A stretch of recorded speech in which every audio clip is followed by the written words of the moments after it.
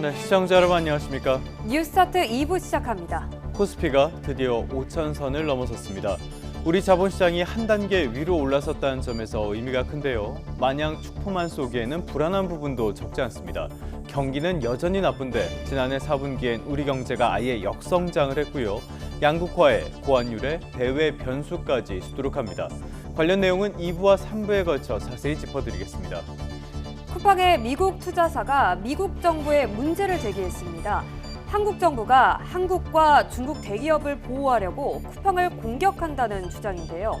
뚜렷한 근거도 없이 개인정보 유출 사건에 대한 정부의 대응이 부당하다고 주장한 셈입니다. 쿠팡 사태가 외교와 통상 문제로 비화하지 않도록 면밀히 대응해야겠습니다. 그럼 이 시각 주요 뉴스부터 살펴보겠습니다. 더불어민주당 정청래 대표가 조국혁신당의 합당을 전격 제안한 걸 두고 민주당 내부에서 공개 파열음이 나오고 있습니다. 전국 선거를 앞두고 정계 개편의 신호탄이 될지 주목됩니다. 국민의힘 장동혁 대표의 단식이 박근혜 전 대통령의 만류로 8일 만에 마침표를 찍었습니다. 장 대표는 더 길고 큰 싸움을 향해 가겠다고 말했습니다. 캄보디아에서 우리 국민을 상대로 범죄를 저지른 한국 국적 피의자 73명이 오늘 국내로 송환됩니다. 역대 최대 규모의 강제 송환입니다. 대장동 사건 항소포기 사태 당시 반발했던 검사장들이 사실상 좌천됐습니다. 인사 발표 뒤 일부 간부들은 사의를 표명했습니다. 첫 소식입니다. 더불어민주당 정청래 대표가 지방선거를 132일 앞두고 조국혁신당에 합당을 전격 제안했습니다. 이재명 정부 첫 전국 선거를 앞두고 압승을 위한 정치적인 결단이라는 설명인데 정계 개편의 신호탄이 될지 주목됩니다. 황보혜경 기자입니다. 예정에 없던 긴급 기자회견을 연 민주당 정청래 대표는 우리와 합치자고 조국혁신당에 전격 합당을 제안했습니다. 더불어민주당과 조국혁신당이 추구하는 시대 정신이 다르지 않다고 생각합니다. 이번 6.3 지방선거도 같이 치렀으면 좋겠습니다. 두 당은 함께 윤석열 정권에 반대했고 12.3 비상계엄 내란을 같이 극복해왔다며 이재명 정부 성공과 지방선거 승리를 위해 원팀으로 뛰자고 강조했습니다. 비슷한 시각 전북을 찾은 조국혁신당 조국 대표는 빠르게 화답했습니다. 국민과 당원 목소리를 듣겠다며 확답은 피했지만 제안의 무게가 결코 가볍지 않다고 힘을 실었습니다.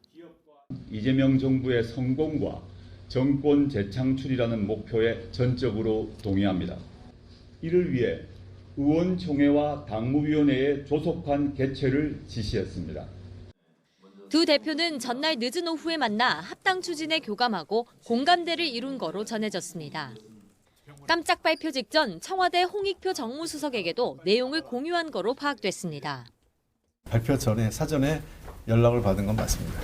가치나 어떤 지향을 공유하는 두 개의 정당이 통합하는 것 자체는 대통령님도 평소에 그 지론이라고.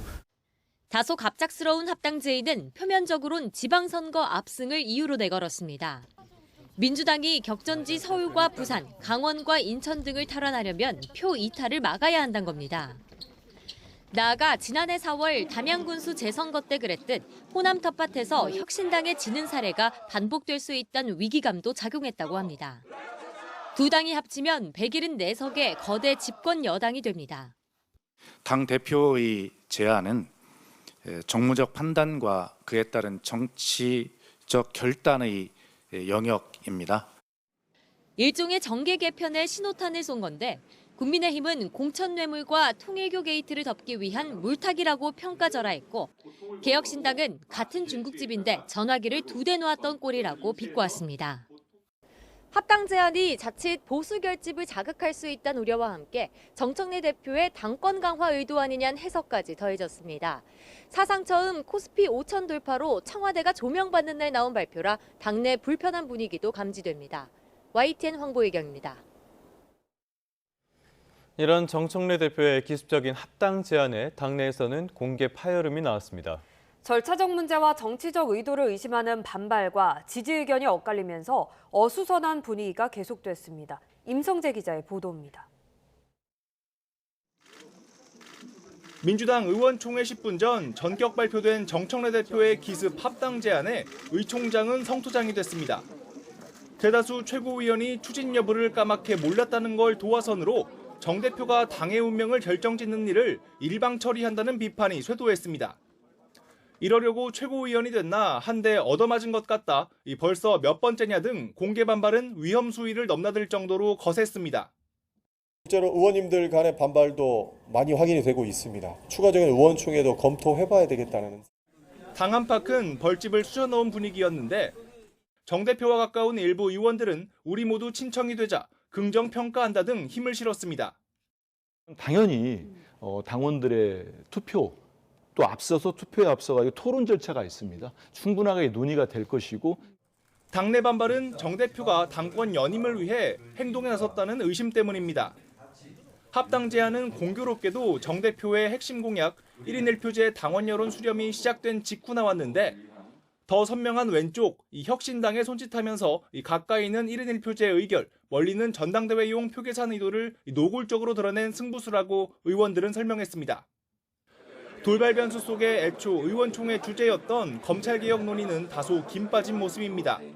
다만 이재명 대통령이 신년회견에서 예외적인 보안 수사권을 언급한 만큼 그동안 물밑에서만 분출하던 의견도 공론화됐습니다. 여러 의원님께서 대통령께서 하신 말씀과 같은 취지로 예외적으로 보안 수사권을 인정해야 된다. 물론 강경파로 분류되는 법사위원들은 보안 수사권 폐지 토론회 주최자로 이름을 올리며 일말의 여지도 주기 어렵다고 재확인했습니다.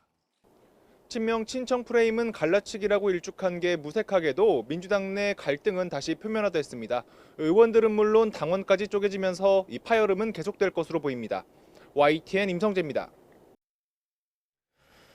여권의 쌍특검 수용을 촉구하는 국민의힘 장동혁 대표의 단식이 박근혜 전 대통령의 만류로 8일 만에 마침표를 찍었습니다. 장 대표는 단식은 멈추지만 더 길고 큰 싸움을 향해 가겠다며 대여 투쟁 의지를 굽히지 않았습니다. 김다현 기자가 보도합니다. 박근혜 전 대통령이 국민의힘 장동혁 대표가 단식 중인 국회 본청 농성장을 예고 없이 찾았습니다. 지난 2016년 예산안 시정연설 이후 무려 10년 만에 깜짝 방문입니다.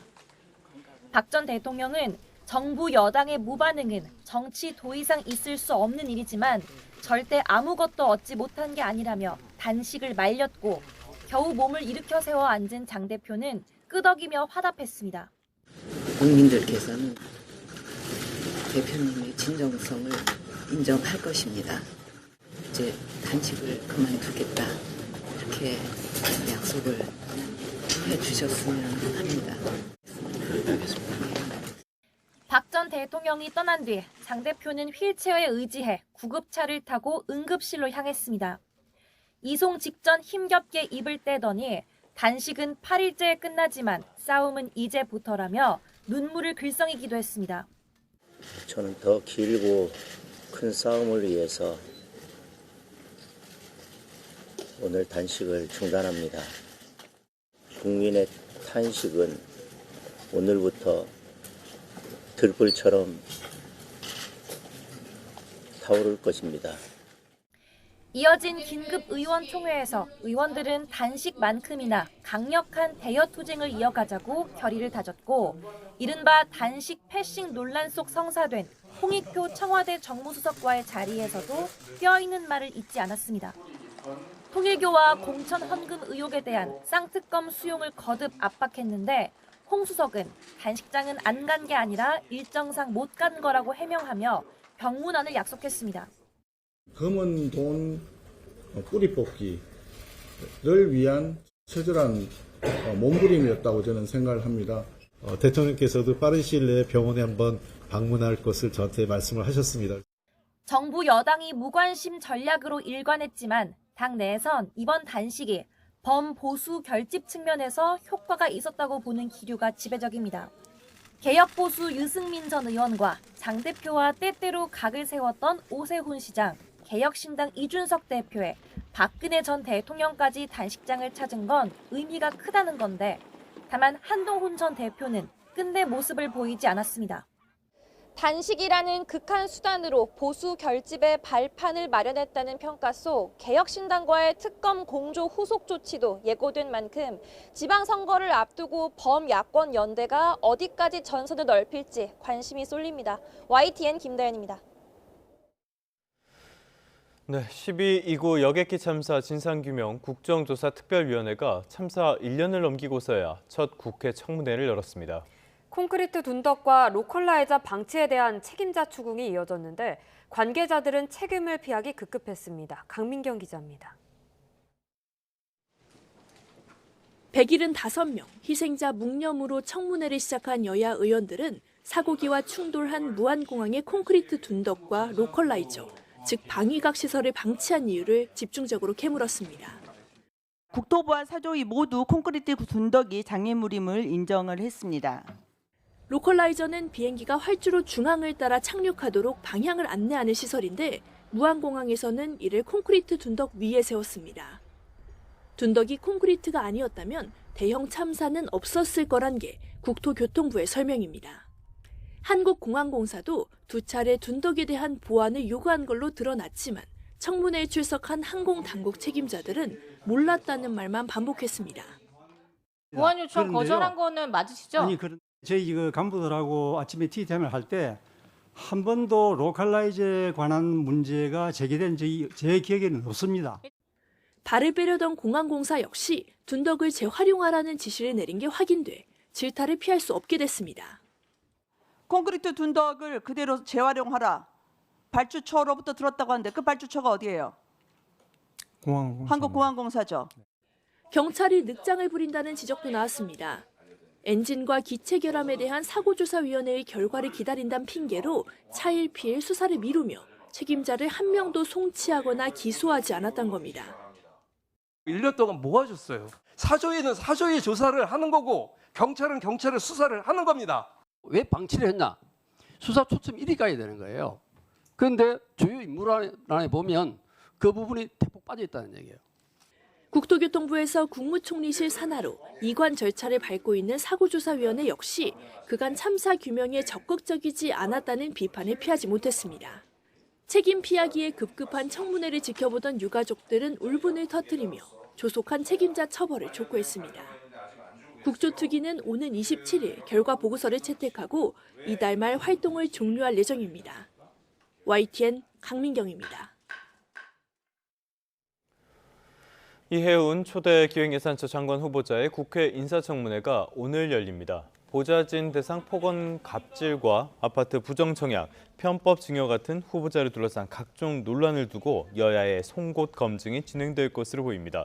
또 자료 제출 부실을 이유로 앞서 지난 19일 예정됐던 청문회가 파행을 빚었던 만큼 오늘도 관련 공방이 재연될 가능성이 있습니다.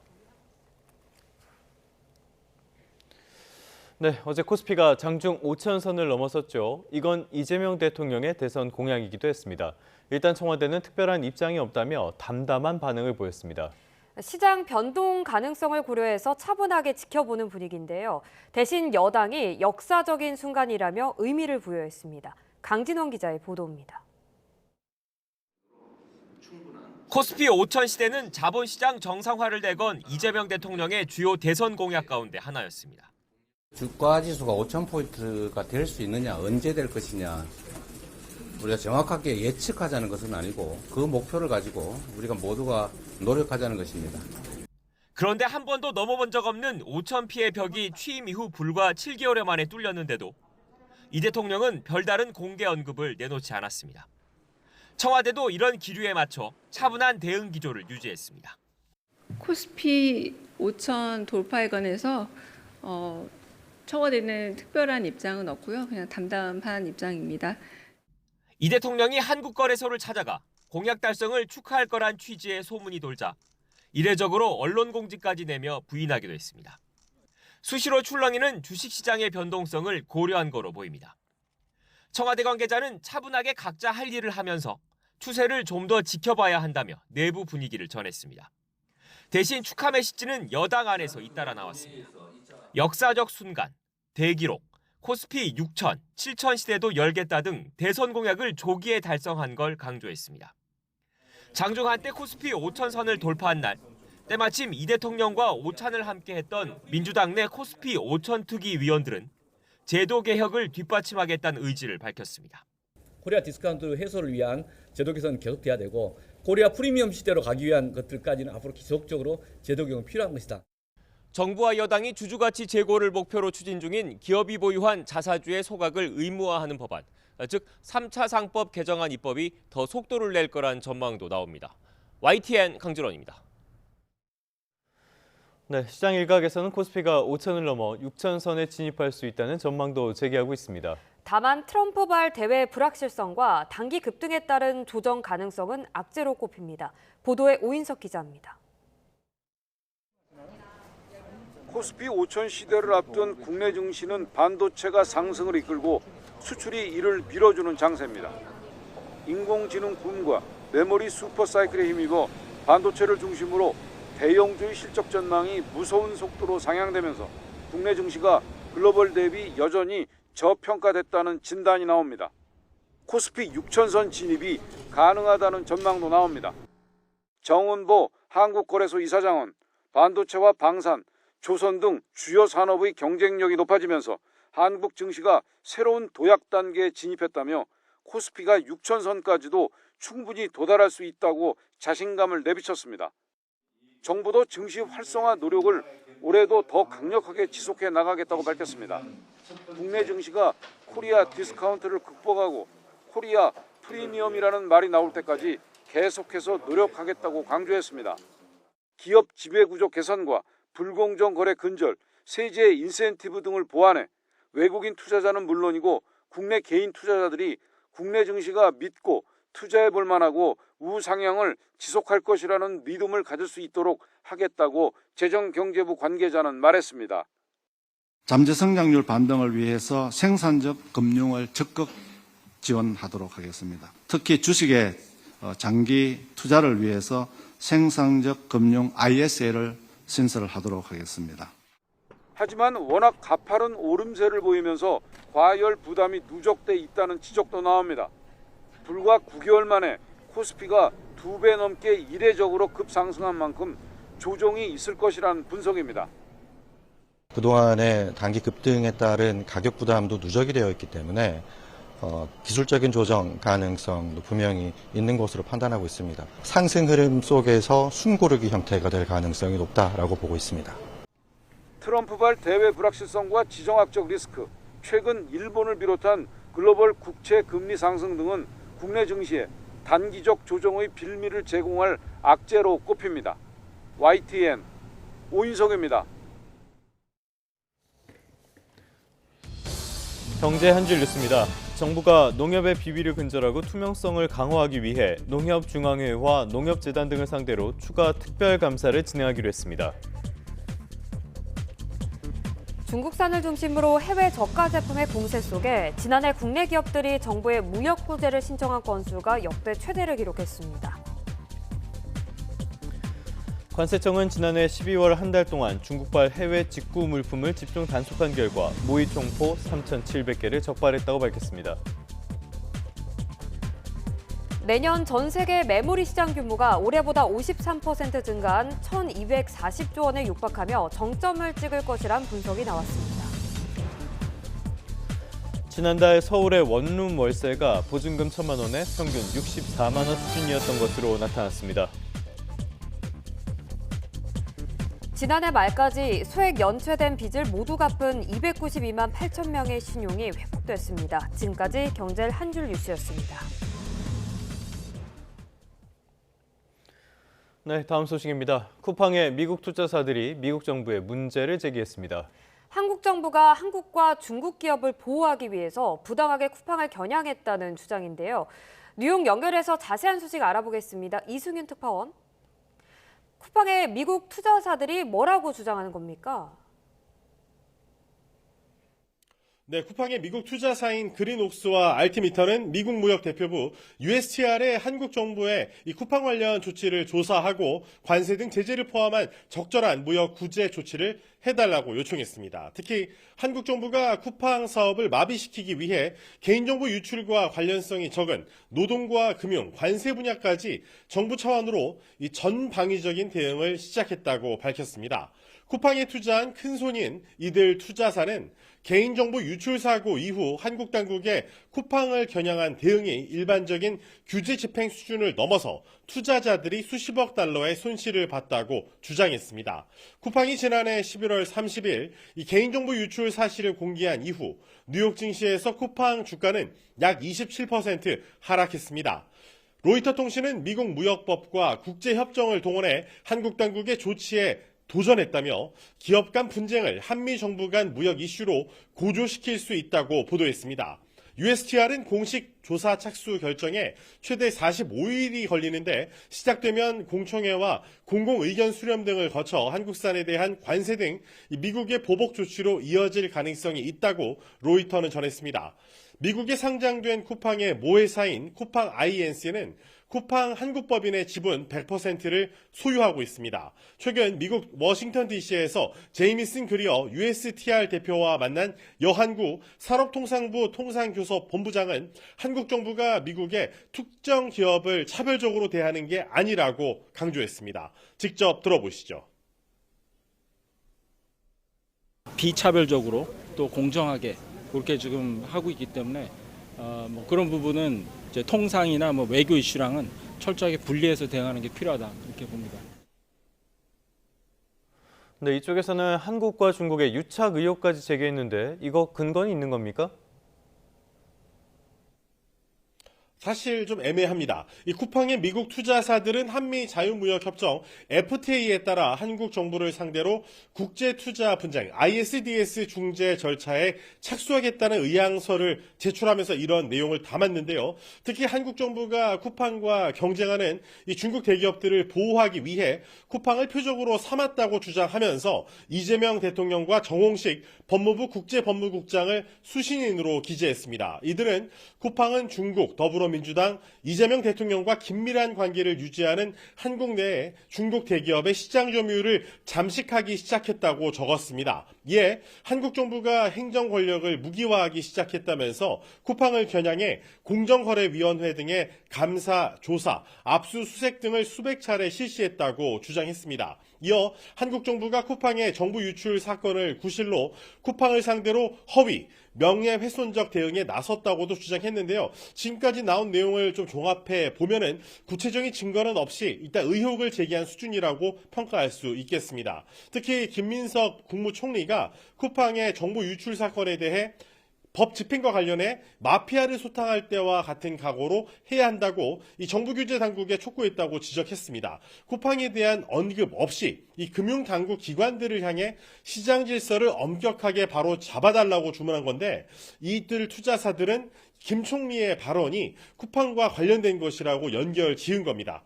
한국 법무부는 향후 내부 국제 투자 분쟁 대응단을 중심으로 관련 기관과 합동 대응 체계를 수립하고 중재 의향서와 관련된 이 법률적 쟁점을 면밀하게 검토하겠다고 밝혔습니다. 이어 이 관련 정보를 공개하는 등 적극 대응하겠다고도 강조했습니다. 지금까지 뉴욕에서 YTN 이승윤입니다.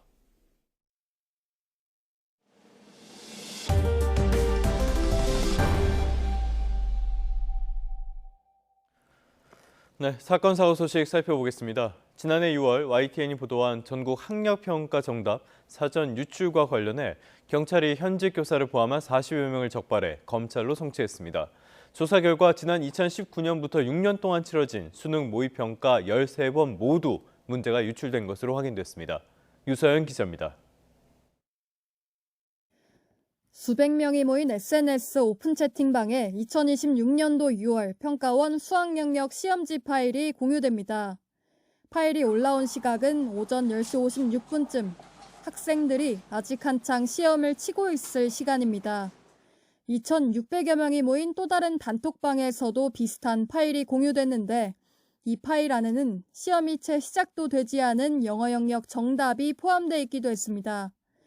지난해 6월 YTN 단독 보도 이후 경찰은 수사에 착수했고 7개월여에 걸친 수사 끝에 현직 고등학교 교사와 대형학원 강사 등 모두 46명을 송치했습니다. 이들은 2019년 6월부터 지난해 6월까지 흔히 6평, 9평으로 불리는 수능 모의평가 문제지를 시험 종료 전에 미리 빼내 공유한 혐의를 받습니다. 경찰 조사 결과 6년 동안 치러진 13번의 수능 모의평가 모두 유출이 있었습니다. 범행 이유는 학원 수업 자료로 활용하기 위해서였는데 일부는 학생들에게 배포하고 남은 여분의 문제지를 빼돌린 거로 드러났습니다. 또 2명은 아예 봉인된 문제지와 정답지 봉투를 몰래 열고 유출한 거로 확인됐습니다. YTN 취재 결과 피의자 대부분은 수학 강사로 모의고사 해설 강의 등 학원 강사로서 경쟁력을 위해 범행한 거로 파악됐습니다. 일부는 팀까지 꾸려 범행한 거로 확인됐는데 여전히 온라인에는 이 팀을 홍보하는 글이 남아 있습니다. 경찰 관계자는 다만 정답이 학생들에게 전달된 정황이 확인되지 않아 위계에 의한 공무집행 방해 혐의에 대해서는 증거 불충분으로 불송치했다고 설명했습니다. 수능 모의평가 문제지 유출 사건은 2012년 경기 안양, 2022년 부산에서도 있었지만 근절되지 않고 있습니다. 경찰은 업계 종사자들의 도덕적 불감증이 여전하다고 지적하기도 했는데 시험 관리 감독상 문제점 등에 대해 시도교육청에 제도 개선을 요청할 예정입니다. YTN 유서연입니다. 이제는 한국이 마약 청정국이라는 말을 하기 어려워졌죠. 이미 마약 범죄가 일상에 깊이 파고들었는데요. 경찰이 SNS에 떠도는 특정 은어를 추적해 수사를 벌였는데 100명이 넘는 범죄자가 검거됐습니다. 홍성욱 기자입니다. 지난해 9월 강원도 원주시 단계동 차에서 내린 남성을 경찰이 긴급 체포합니다.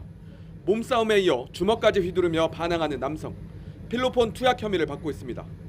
지난해 강원경찰청 마약수사팀이 집중 수사를 벌인 결과 마약 유통과 판매에 가담한 조직원 54명과 투약자 77명 등 모두 131명을 검거했습니다.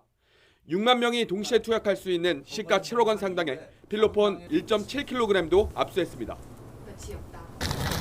다 소분한 건가? 네. 다 그럼 10개씩 들어있는 거야? 한 개씩? 판매자들은 해외에서 마약을 밀반입한 뒤 소량으로 나눠 전국에 퍼뜨렸습니다. 텔레그램 등 SNS에 필로폰을 뜻하는 은어, 이른바 찬수를 판매한다는 글을 올리고 야산이나 일상 공간에 마약을 숨겨놓고 찾아가게 하는 던지기 수법을 사용해 비대면으로 판매했습니다.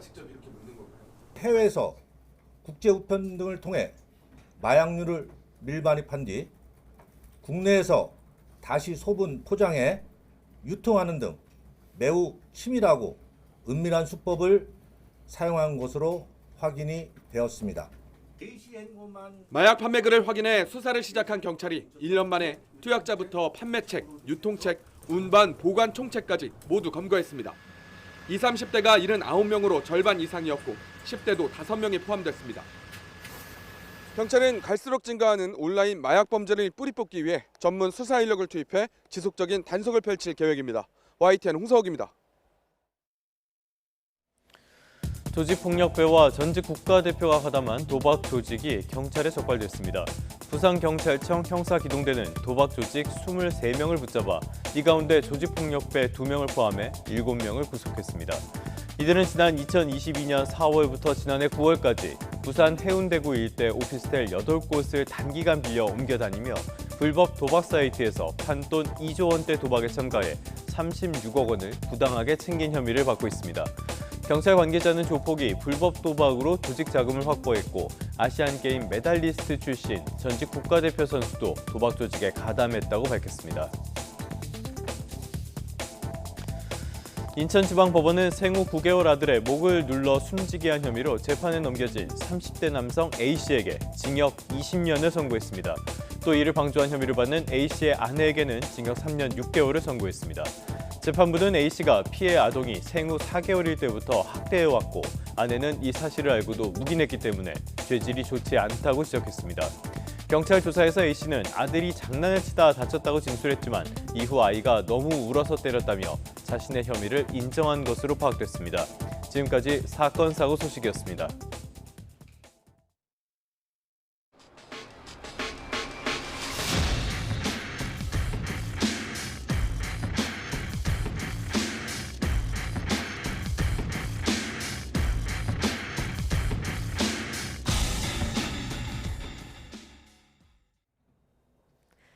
지난해 산불로 삶의 터전을 잃은 이재민들은 좁고 추운 임시주택에서 강추위를 견디고 있는데요. 언제쯤 일상으로 돌아갈 수 있을지 기약조차 없는 기다림 속에 몸과 마음이 모두 얼어붙었습니다. 김근우 기자가 보도합니다.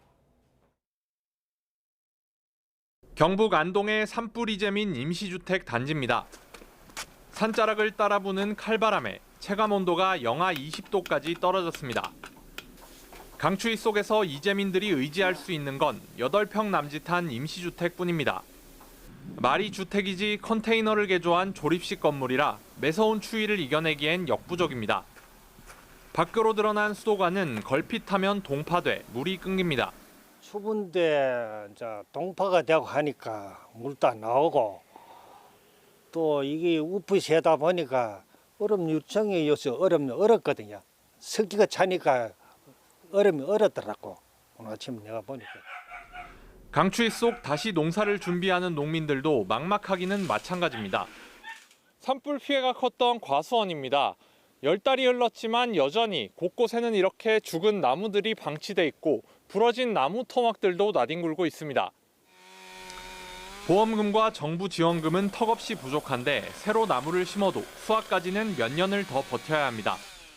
수입 자체가 영 없어지고 나니까 작년 농사는 뭐 피농이 아니고 약값도 못했어요. 뭐 앞으로 살 길이 좀 막막하지. 뭐 어디 빚을 내는 어쩌든 간에 하긴 해야 돼요. 안 할 수는 없으니까. 지난해 산불로 집을 잃은 이재민 가운데 4천여 명이 아직 임시주택에 머물고 있습니다. 죽어도 생업도 일상을 되찾지 못한 채 맞은 강추위에 어느 때보다 길고 고단한 겨울을 견디고 있습니다. YTN 김근우입니다. 연일 이어지는 강한 추위에 하회 농가들도 고군분투하고 있습니다. 온실을 따뜻하게 유지하는 게 필수라 난방비만 한 달에 1,000만 원 넘게 나온다며 어려움을 호소했습니다. 이수빈 기자가 전해드립니다. 두꺼운 천으로 꽁꽁 싸맨 비닐하우스. 출입문에 겹겹이 쳐둔 커튼을 걷어내고 또 걷어내면 찬바람 부는 바깥과는 다른 세상이 나타납니다. 포근한 온도의 따뜻한 조명, 장미가 가득한 이곳은 마치 봄날 같습니다. 화훼농가에서는 이렇게 온실을 만들어 추위로부터 꽃을 보호하고 있습니다. 난방장치에 적정 온도를 입력해두면 24시간 동안 따뜻하게 유지됩니다. 그런데 이렇게 온실을 관리하는 게 쉬운 일은 아닙니다. 조금만 온도가 내려가도 꽃 수확량이 줄거나 심하면 죽어버리기 때문입니다. 출입구 근처 꽃들은 간혹 맞는 찬바람에도 벌써 시들시들합니다. 온도가 너무 낮기 때문에 하루 종 밤 사이에 계속 난방을 해도 온도를 1도만 내려도 꽃이 썩는 품종들이 있기 때문에 그로 인해서 좀 어려움을 겪고. 이렇다 보니 요즘 화훼농민들의 가장 큰 고민은 난방비입니다.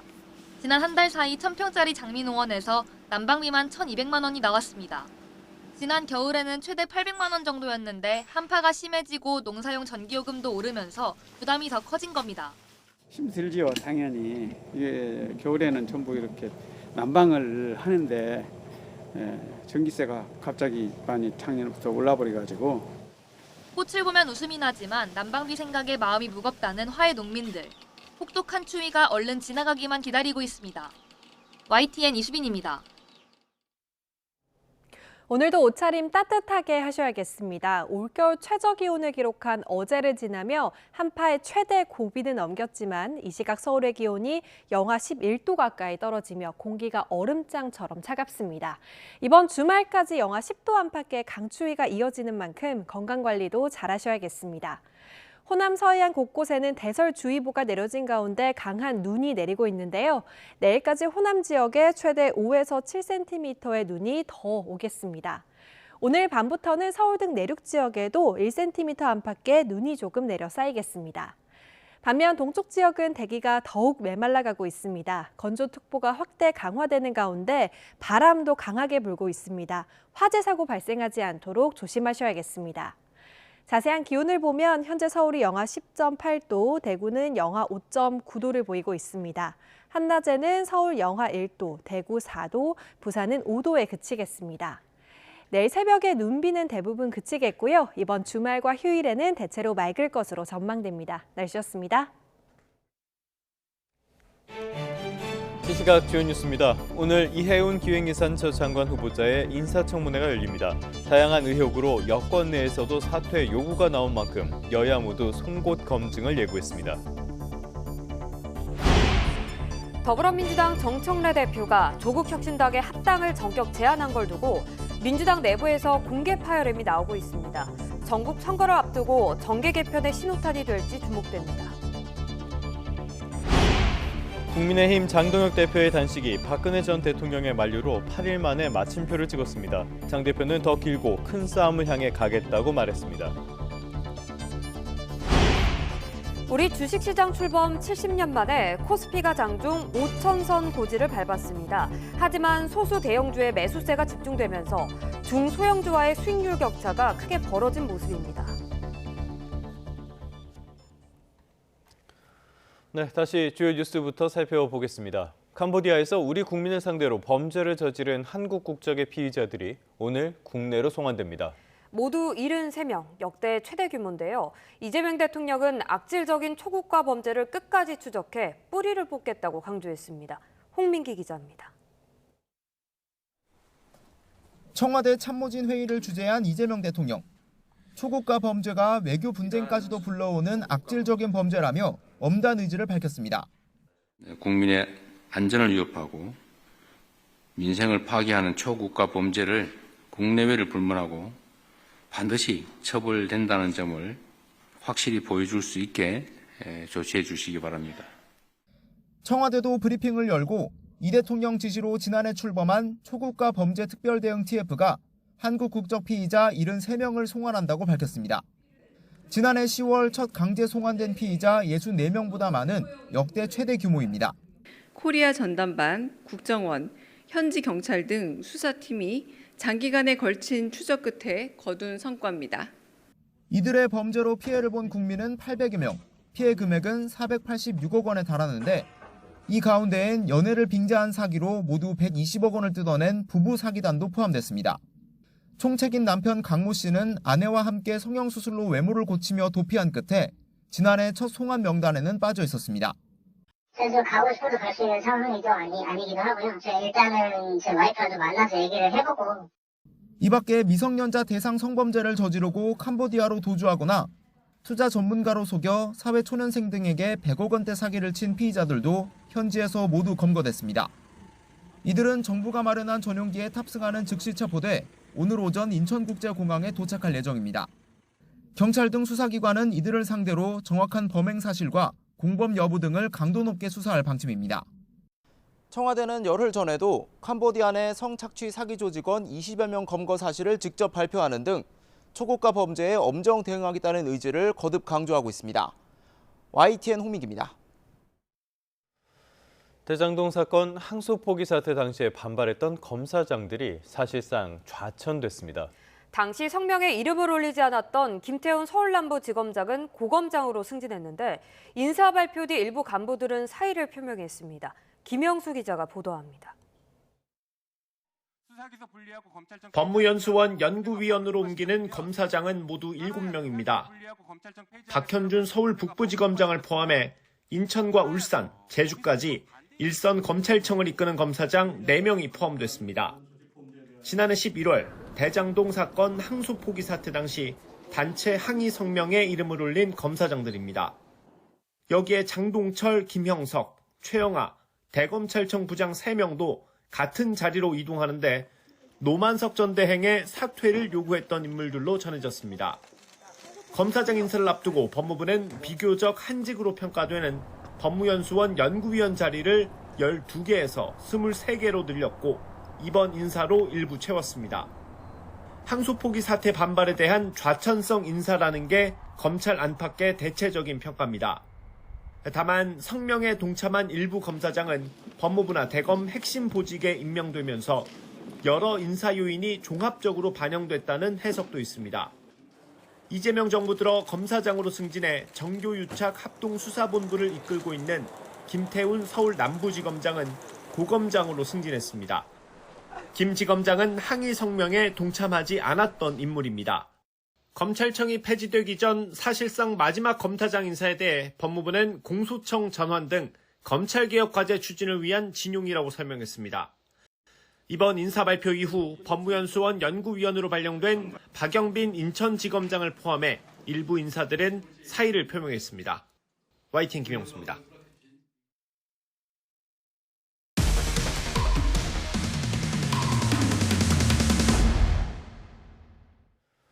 네, 이번엔 여권의 공천원금 문제 살펴보겠습니다. 1억 공천원금 의혹으로 수사를 받고 있는 김경 서울시 의원이 또 다른 공천원금 논란에 휩싸였는데요. 경찰이 이 세 의혹과 관련해 녹취 120여 개가 담긴 이른바 황금 PC를 확보한 것으로 YTN 취재 결과 확인됐습니다. 김희영 기자가 단독 취재했습니다. 경찰이 서울시 의회가 보관하던 김경 서울시 의원 관계자의 컴퓨터를 이미 제출받았습니다. 이 컴퓨터에는 최근 새롭게 제기된 김 시의원의 추가 공천원금 의혹과 관련한 녹취 파일 120여 개가 들어있었던 것으로 파악됐습니다. 대부분 김 시의원과 주변 정치권 인사들이 나눈 대화로 지난 2023년 6월에서 7월 사이에 녹음된 내용입니다. 김 시의원이 강서구청장 보궐선거 공천을 앞두고 선거에 출마하기 위해 영향력 있는 정치인들 접촉을 시도하면서 이들에게 금품을 전달하려 한 정황이 담긴 것으로 전해졌습니다. 중간다리 역할을 하는 인물에게 돈을 건넨 것으로 의심되는 내용도 포함됐습니다. 구체적으로 후보자 검증위원회 소속 현직 국회의원에게 출마할 수 있게 해달라는 부탁을 전하기 위해 당시 서울시의회 의원이었던 A씨에게 돈을 건넸다고 설명하는 내용도 있는 것으로 파악됐습니다. 해당 국회의원이 김 시의원의 문자 메시지를 받고 A씨로부터 좋은 말씀을 많이 들었다고 답한 메시지 캡처도 문제의 컴퓨터에 있었던 것으로 확인됐습니다. 경찰은 선거관리위원회에 신고된 내용을 넘겨받아 지난 20일 관련자를 조사하는 등 정식 수사에 착수했습니다. 김 시의원 측은 해당 의혹과 관련해 누구에게도 어떤 명목으로든 금품을 제공한 사실이 전혀 없다며 반박했습니다. YTN 김희영입니다. 이 김경 씨 의원의 녹취 파일에는 더불어민주당 현역 의원들의 이름도 여러 명 등장합니다. 현역 의원들의 힘을 빌려서 강서구청장 보궐선거에 출마하려고 한 것으로 보이는데요.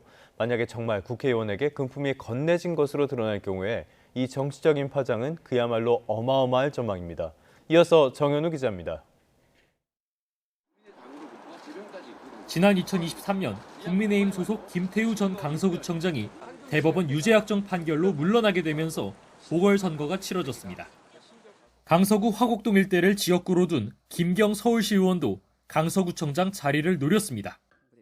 하지만 현역 선출직이 출마하면 원래 자리가 공석이 되는 만큼 후보에서 제외하자는 의견이 당시 민주당 최고위에서 나온 것으로 전해졌습니다. 김 시 의원은 이런 분위기를 전해 듣고 그해 6월에서 7월 사이 국회의원들 접촉을 시도한 것으로 보입니다.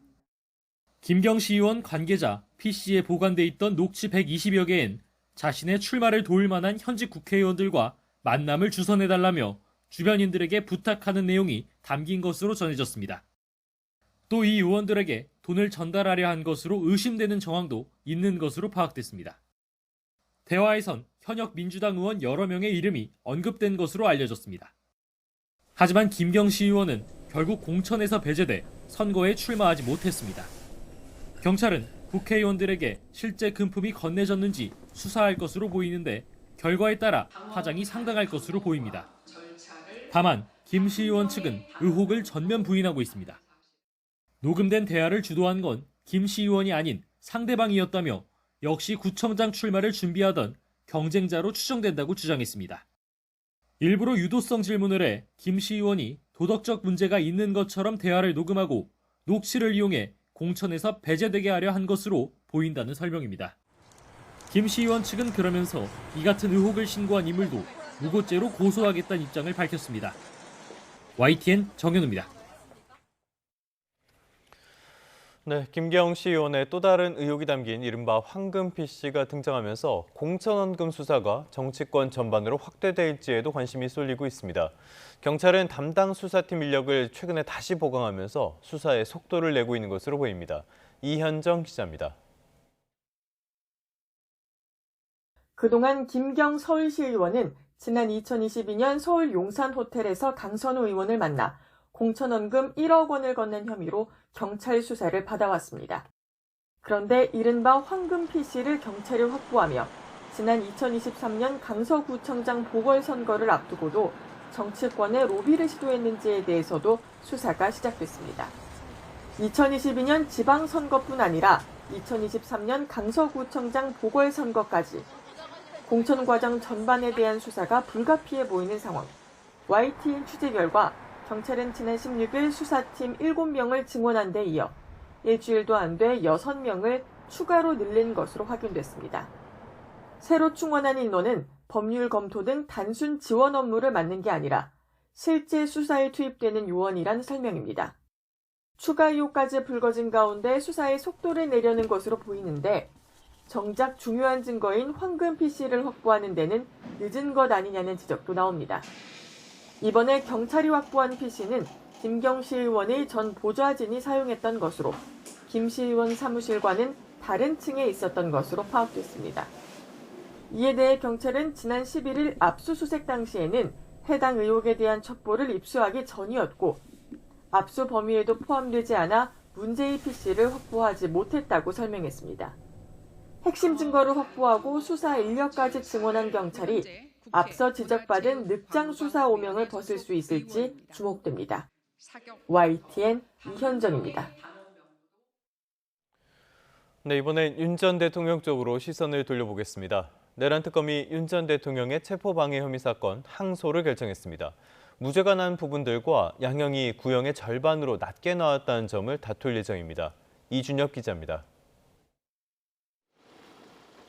사흘 전 항소한 윤석열 전 대통령에 이어 내란 특검도 체포방해 사건 1심에 항소를 제기했습니다. 무죄가 난 부분과 양형에 대해서입니다. 무죄 혐의는 외신 대변인을 통해 의원들의 국회 출입을 통제하지 않았다는 허위 공보를 하게 한 혐의와 사후에 허위로 만든 계엄 선포문을 행사했다는 혐의 두 가지입니다. 재판부는 허위 공보의 경우 언론 배포 입장문이 꼭 사실에 터잡을 필요는 없다고 봤지만 특검은 당연히 사실을 전달할 의무가 있다며 다툴 생각입니다. 허위 공문서 행사 혐의에 대해서는 윤 전 대통령뿐 아니라 한덕수 전 국무총리 사건에서도 서류를 서랍에 둔 것만으론 행사했다고 볼 수 없다며 무죄 판단이 나왔는데 강의구 부속실장은 그동안 이를 다른 사람에게 제시하거나 외부에 공고 내지 제출하는 등의 행위는 하지 않았던 것으로 보입니다.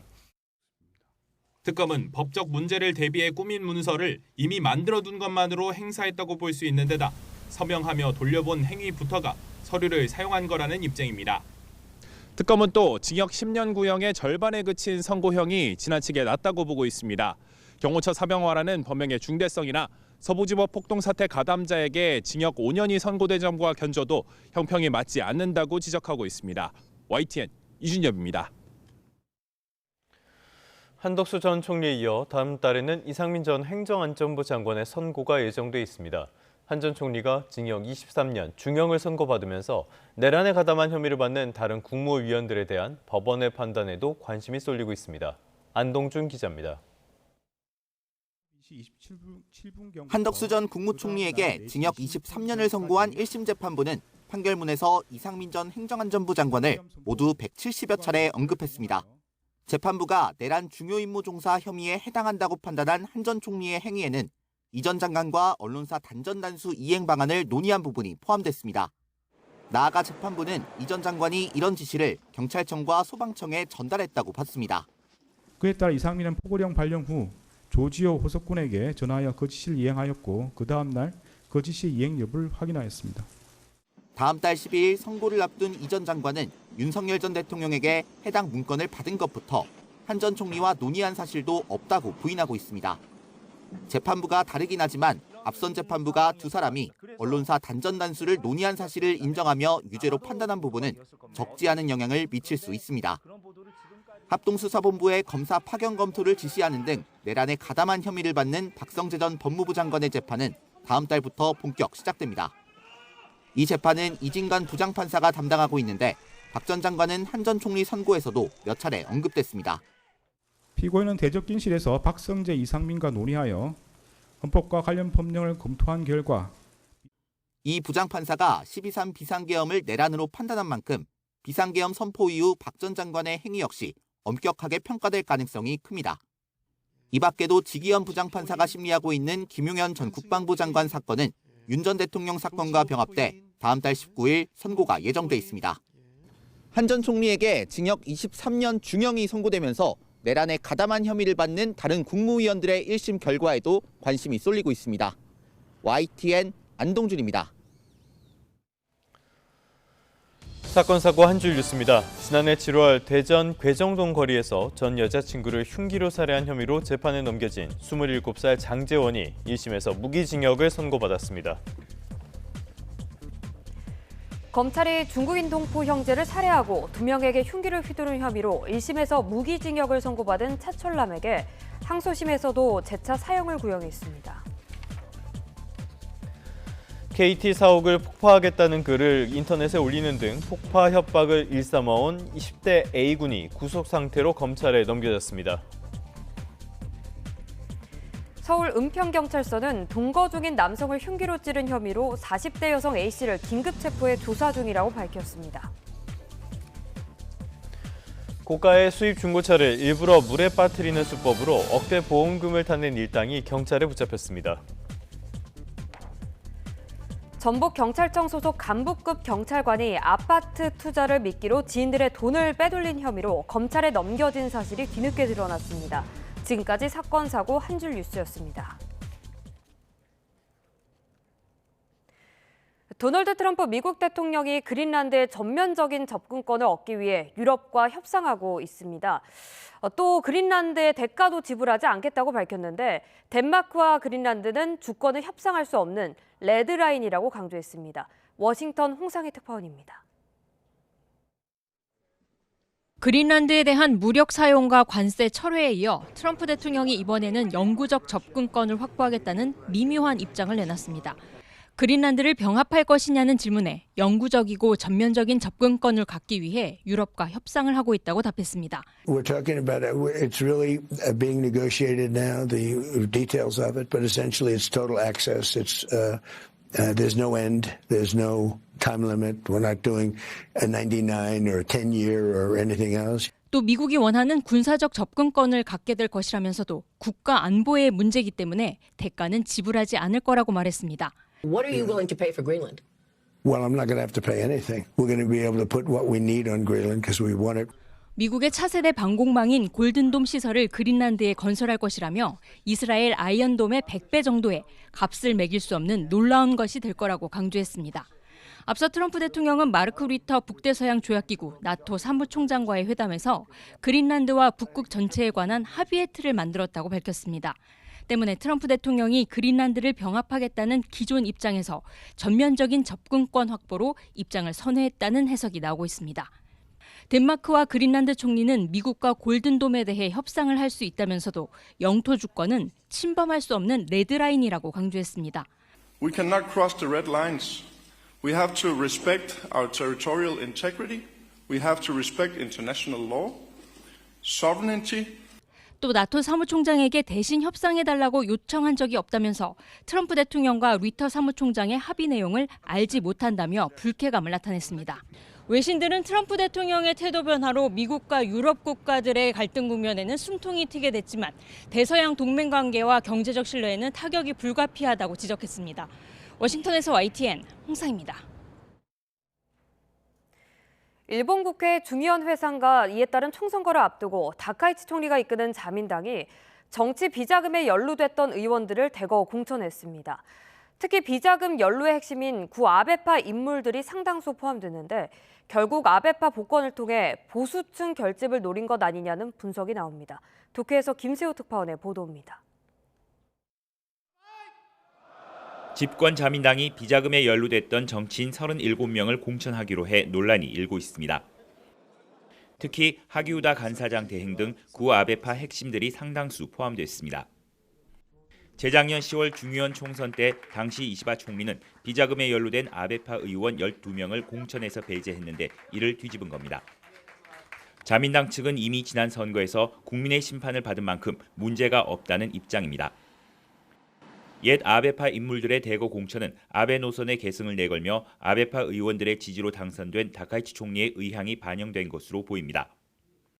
비자금 연루로 해체한 아베파를 복권해 보수 결집을 노리는 것 아니냐는 해석이 나옵니다. 아사히 신문은 자민당이 정치 비자금 문제를 가볍게 본다고 우려하는 자민당 내 강요 출신 인사의 발언을 전했습니다. 야당은 자민당이 정치 비자금에 대한 반성이 없다며 공세에 나섰습니다. 自民党として全容解明もしない、また改革の姿勢も示さないということでは国民の皆様への態度として誠実さに欠けるのではないかと。 이런 가운데 선거일이 상당수 대학의 수험 일정과 겹쳐 학생 유권자가 투표하기 어렵다는 뒷말이 나오자 정부는 사전투표 이용을 권고했습니다.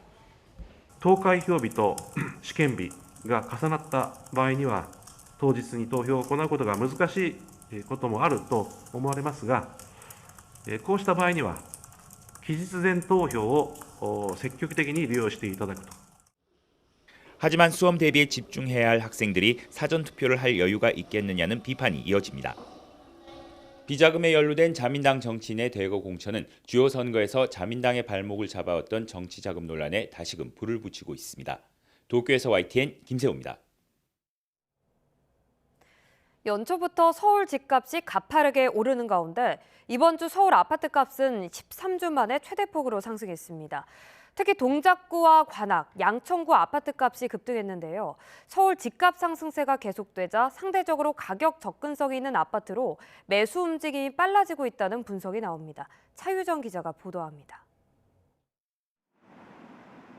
서울 상도역 인근에 있는 대단지 아파트. 이 아파트는 전용 59제곱미터가 지난달 말 18억 3,500만 원을 찍으며 6달 만에 4억 원 넘게 급등했습니다. 인근에 있는 준공 22년차 구축 아파트 전용 84제곱미터도 최근 14억 8천만 원에 팔리며 신고가를 기록했습니다.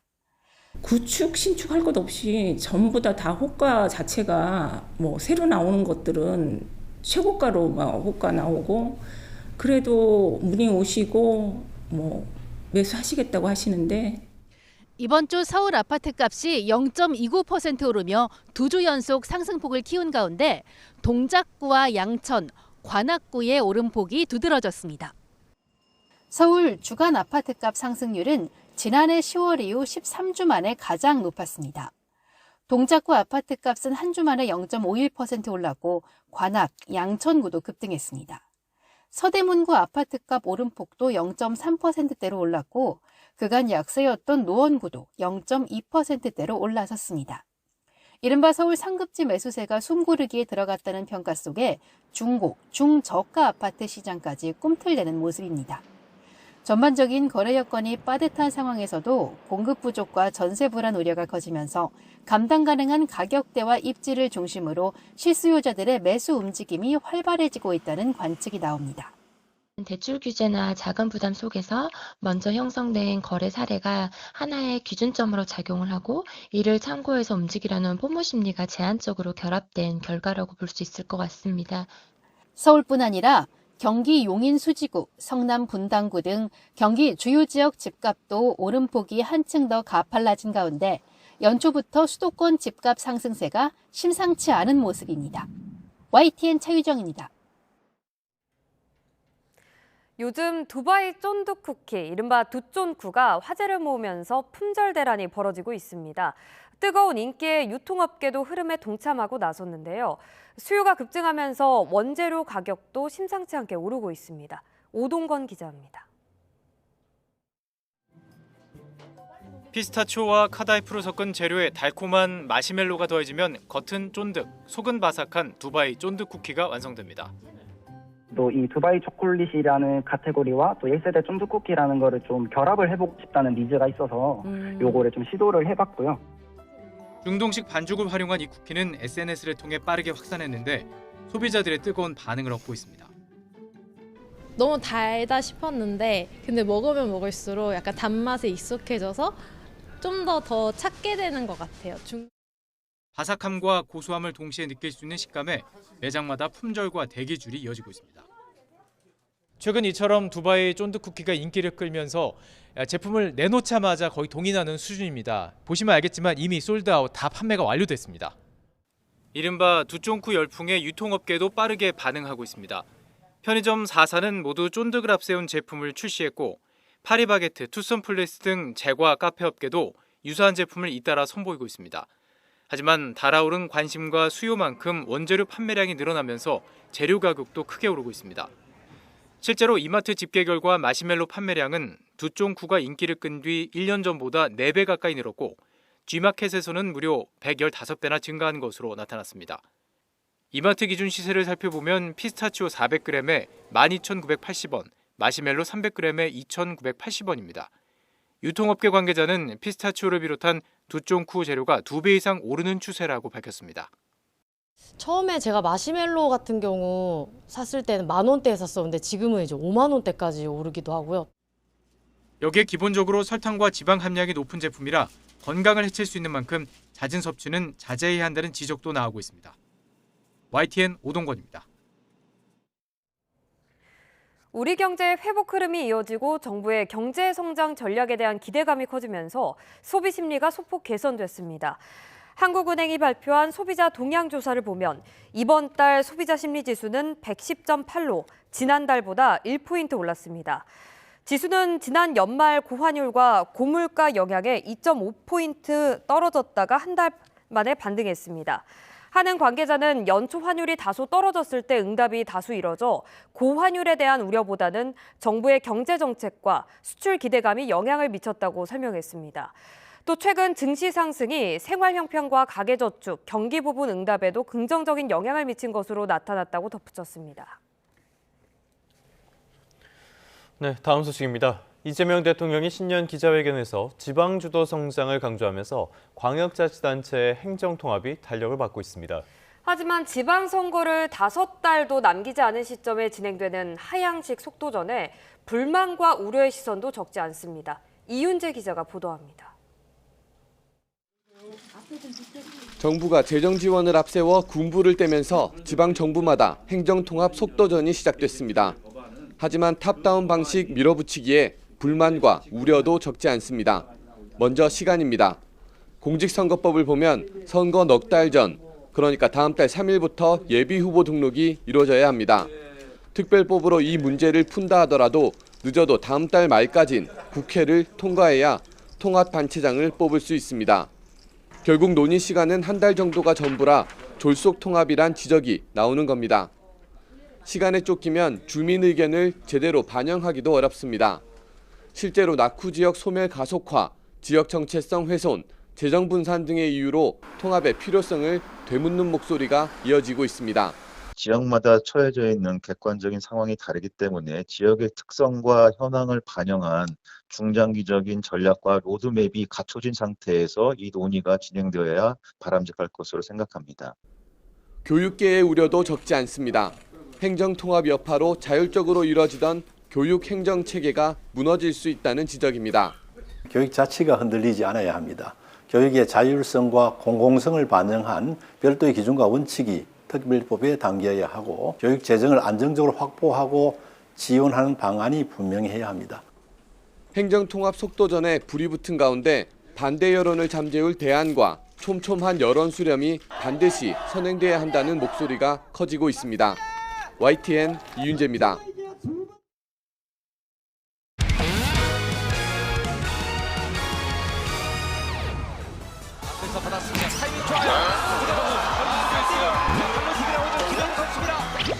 제기 차듯이 감각적인 모습입니다. 반대쪽으로 발치기는 처음 봐요. 자, 이영주 넣으면서 발로 디그 그냥 올린 게 아니라 발목으로 감아서 안쪽으로 여자 선수들이 사실 쉽지 않은 테크닉이거든요. 역전 기회입니다. 역전 기회. 가까운 쪽. 네. 자, 여기서 어택 커버를 하는 장면. 5대2. 배우 같은 표정을 지금 보여주는데요. 본인이 알고서 올린 게 아니라 막 올라간 거예요. 자기가 받은 것이 믿을 수 없다는 표정의 5대2 선수입니다.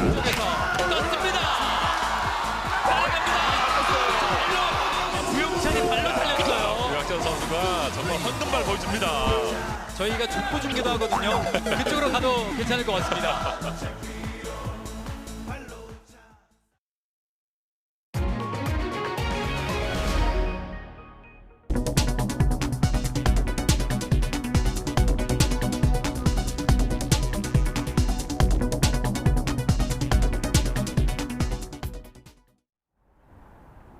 오늘도 강추위는 계속되겠습니다. 한파의 최대 고비는 넘겼지만 여전히 서울 아침 기온이 영하 10도 선에 머무는 등 예년 기온을 5도 이상 크게 밑돌고 있습니다. 이번 주말과 휴일에도 영하 10도 안팎의 강추위는 계속되겠는데요. 한 주 내내 한파가 이어지고 있는 만큼 건강관리에 그 어느 때보다 유의하셔야겠습니다. 현재 내륙 지역은 대체로 맑지만 호남 서부를 중심으로 눈이 이어지고 있습니다. 현재 고창과 한평에는 대설주의보가 내려진 가운데 시간당 1cm 안팎의 눈이 내리고 있는데요. 내일까지 호남 지역에 최대 5에서 7cm의 눈이 더 오겠습니다.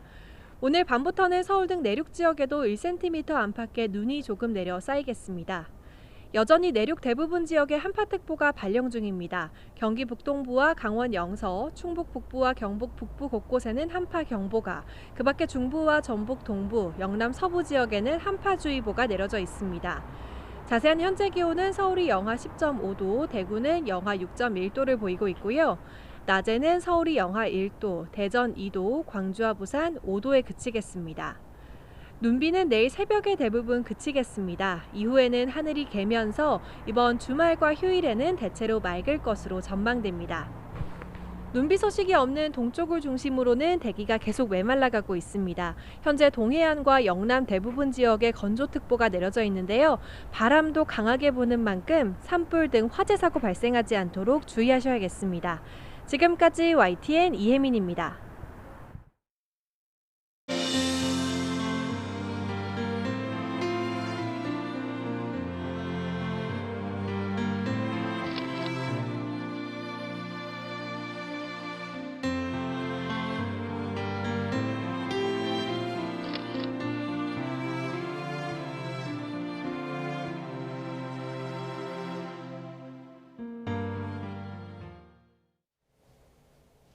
뉴스타트 3부 잠시 뒤에 이어집니다.